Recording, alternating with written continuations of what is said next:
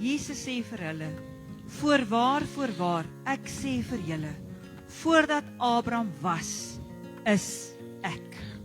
Hoor mooi sê hierdie vertaling, voorwaar, ek sê vir julle, voordat Abraham was, ek is.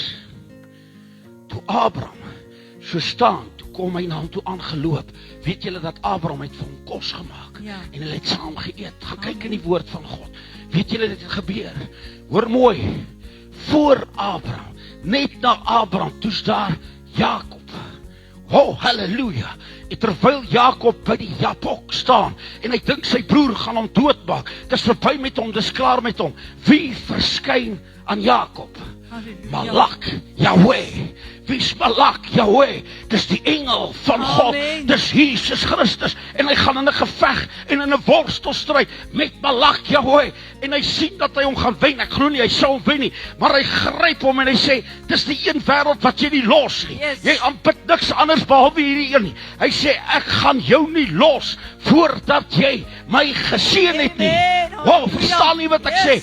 En Jakob hou aan Malak, Yahweh, vas, en hy hou vas, en hy sê, kapoem, en hy slaan hom op die heup, en van daar af loop Jakob so, en hy loop met 'n kierie, maar weet jy wanneer hulle hom sien, dit was die getuienis, dit was die Amen. verbond, wanneer hulle hom sien, en hulle sê, wat het met jou gebeur Jakob, het jy voor 'n padkoubus of 'n taxi ingeloop, dan sê hy, nee, halleluja, dan sê hy, ek het myself vastgeloop in wie?